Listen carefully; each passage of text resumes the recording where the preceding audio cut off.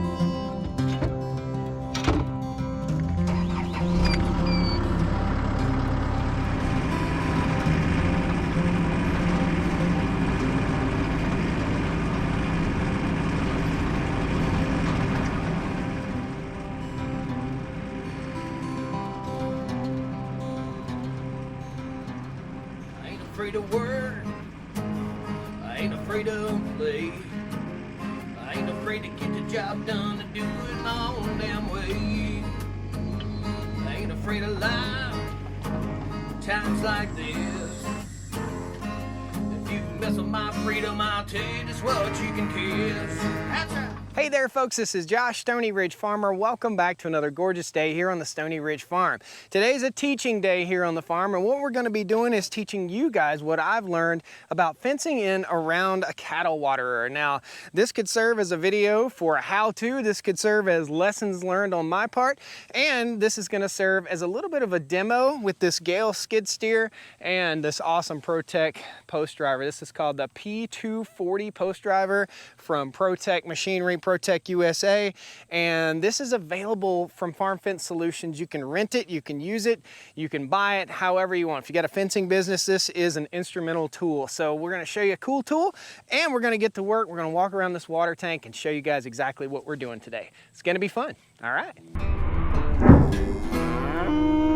All right guys, before we get started, let's talk about what we're gonna do here and the problem that we have. You can see right now from the drone footage that there's a tangled mess of poly wire. This is poly braid. It is a electrified string basically. So inside this poly braid string are little electrical filaments, and those filaments conduct electricity.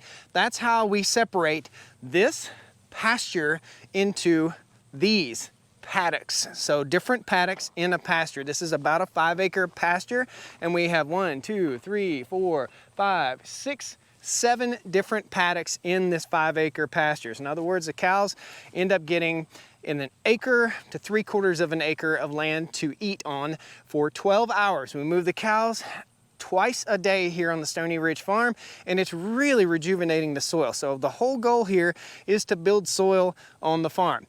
Okay. The secondary goal here is to make this process easier. Good gracious. So you can see right here's my water tank. This is a tire water tank. It's an old skidder tire. I've got a Joby Megaflow float valve in there. There's a drain in there. And there's also goldfish in this tank keeping it clean. Okay, so they're my little vacuum cleaners. This is tough, dude. This is really, really tough. Cows, bulls, nothing is going to tear this thing up, and the Joby Megaflow valve is really a robust valve. It's a float system right there, so when the water level drops, our solar well, which is right over there, pumps more water to this area.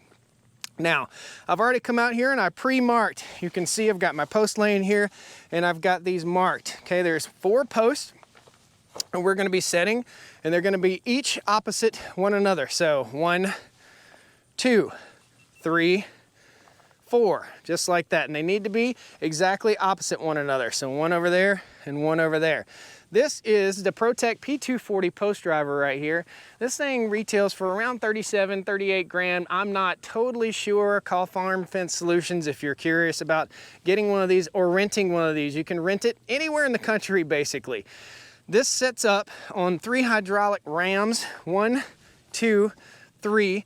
That stabilizes the front of this machine so it doesn't put a strain on the loader arms of the Gale skid steer right here. And this is a skid steer that's about 70-ish, 74 horsepower. I don't know, let me just look over here. There's a tag on the back. This is the RT210, and it tells you right here on the tag, RT210, 71 horsepower right there.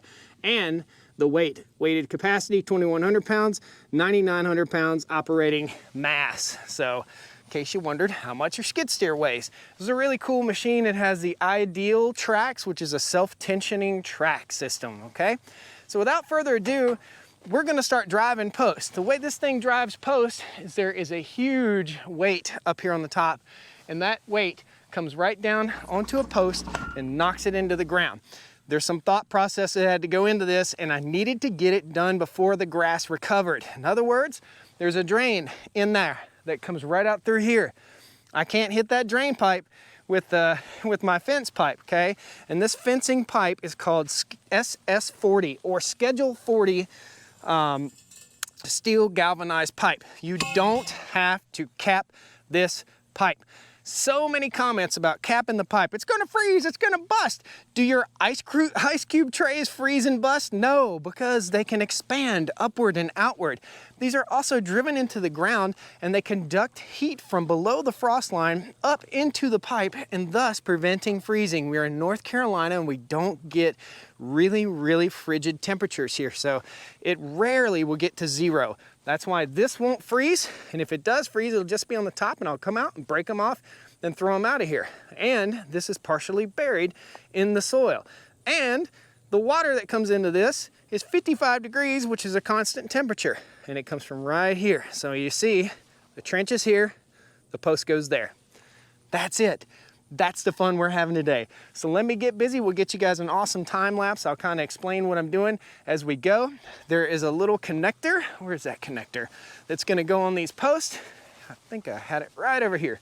This little connector is a lifesaver, and it comes from Farm Fence Solutions also. It's a strain right connector right here.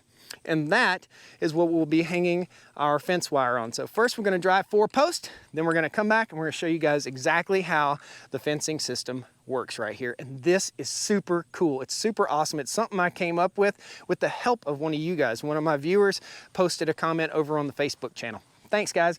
Let's get busy knocking posts in the ground.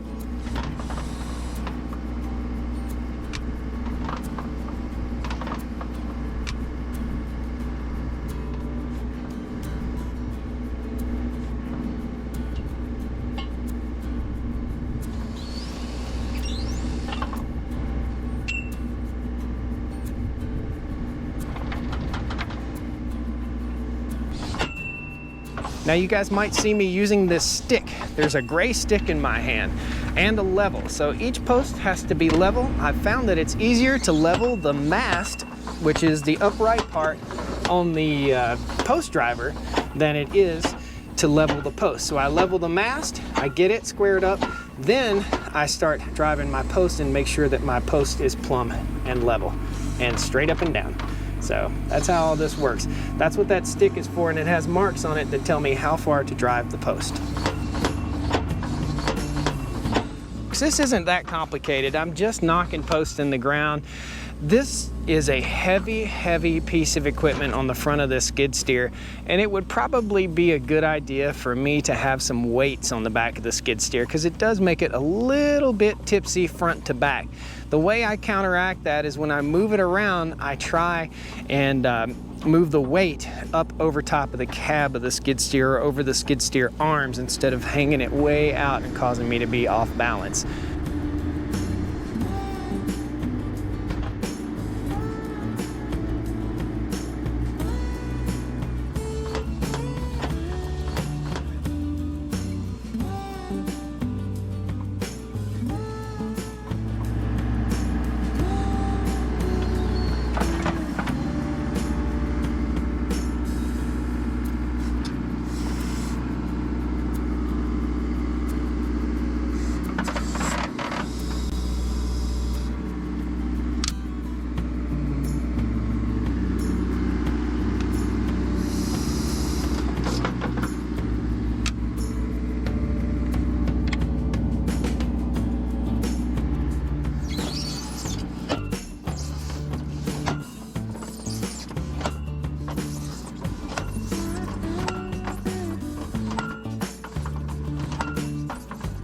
got just a little bit more. We're gonna knock this out and we're gonna go back and get the utility vehicle, the Kubota, and get this job finished up. It's gonna look great when we get done, guys.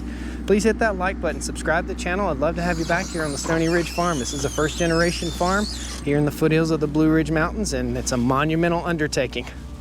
While we were driving the post, you saw me using this stick. This is a piece of electrical conduit, okay? Right here is my typical fence post height.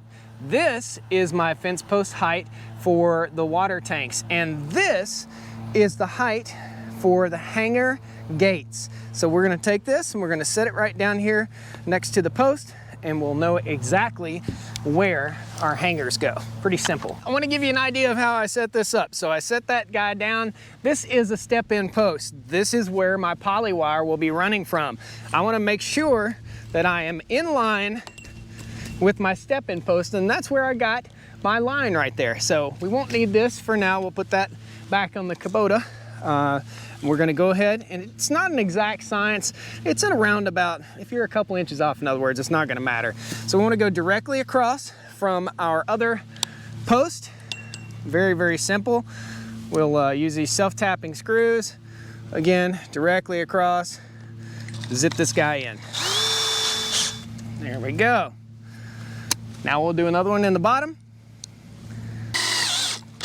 And we'll repeat this process 4 times all the way around, and then we'll start making our bungee gates. Remember I told you this isn't grandma's chain link fence post? This is not grandma's chain link fence post. This is SS40 Schedule 40 pipe. It is heavy duty. And that's why we can use it with cows and bulls and such like that. They will not bend this post over. These are really stout, and they're a lifetime post. These will be here long after I'm dead and gone and you're dead and gone, which is awesome. Permanent fencing, permanent. So we got our workstation all set up right here. Here's what we're gonna do. We're gonna take our burner. So this is a cut piece of wire. We're gonna go ahead and fire it up the burner. Melt that end off real good so that it doesn't fray on the end. Again, this is strain right bungee. All this stuff is available at Farm Fence Solutions, guys. They are my friends. I am not getting paid to tell you that. This is the strain right handle. We're gonna go right up in there. Strain rights is widely regarded as the best fencing stuff that you can get. The best fencing supplies, fencing material, fencing tools, the whole works. And they're out of New Zealand, okay? If I could get this stuff American made, I most certainly would do it. Speaking of American made, now that we've got our wire through here, double that back at about 6 inches, and we have what's called a hog ring pliers tool. This is from Stockade. This is a Stockade corrugated, which means it has a row of hog rings, and all we're gonna do is go right up here and clip this with the hog ring plier tool, okay? Just like so. Slip this critter in there, like that, bam. Hog ring goes right around.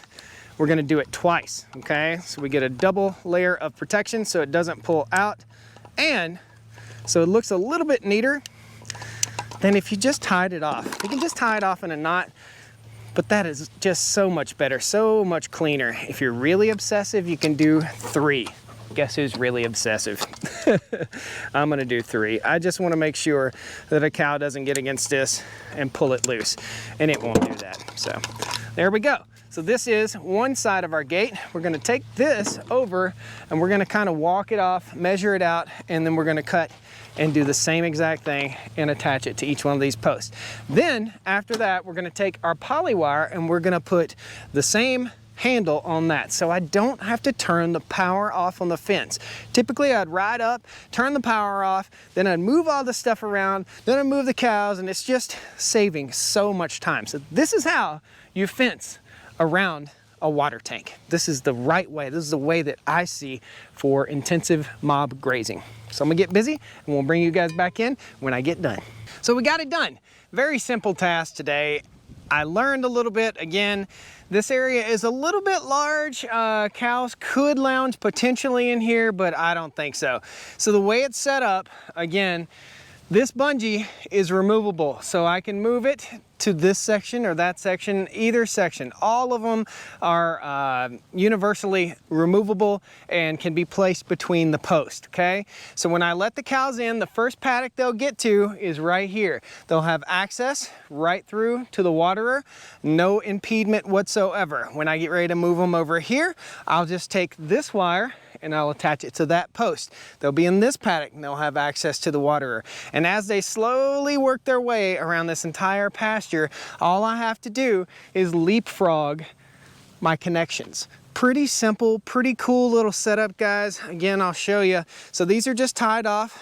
There's no difference between the black and the orange. I just use the orange for in between and the black for the line wires that go out this way. So you can see, you remove that, they can get in. We close off the pasture that they just moved out from. Pretty cool setup. Again, this is a tire water tank. I will post a link at the end of this video to the installation of that water tank in case you guys are curious about how all this works and how it's all come together. The farm is coming together. Guys, thanks a lot for joining me. I hope this video taught you something about farming. I hope even if you're not farming that you learned something, and I also hope that if you are farming and you're trying to do this intensive grazing thing, it's a mystery to unravel. It's really tough to unravel this mystery. So I think me showing you exactly how I do everything is really going to help you folks that are trying to do this on your own. Thank you, guys. If you have any further ideas, please post them down there in the comments section. Thanks a lot. Please hit that like button, and we'll see you in the next video here on the Stoney Ridge Farm. Woo! Well, come on down to the Stoney Ridge. Bring your wife and bring your kids. We're living life pure and sweet. That's the way it's supposed to be, Stoney Ridge. Mirror fount cattle, blah, blah, blah, blah, blah, blah, blah, blah. Here we go. Whee!